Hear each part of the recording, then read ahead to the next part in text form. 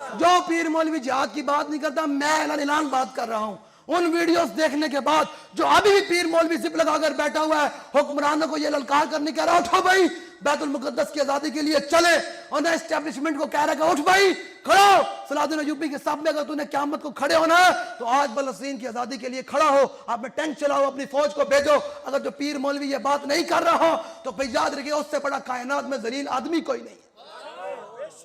اس سے بڑا کائنات میں کمینہ آدمی کوئی نہیں ہے جس کو مسلمانوں کے ذبح ہونے کا دکھ ہی کوئی نہیں۔ سمجھ آ رہی ہے میری بات؟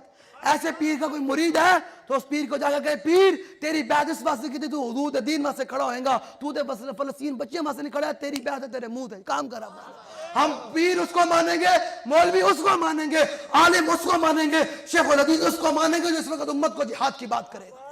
جو امت کو اس وقت فلسطین کے لیے جہاد کے لیے تیار کرے گا، نوجوانوں کو تیار کرے گا۔ نوجوانوں یہ دل یہ کسی اور دنیا داری کے لیے نہیں ہے، یہ دل اللہ نے اپنے حبیب کے لیے بنایا تھا۔ تو آؤ اب حضور سے محبت کرنے کا اور حضور کلمے سے وفا کرنے کا اور بیت المقدس کی آزادی کے لیے جہاد کرنے کا وقت آ چکا ہے۔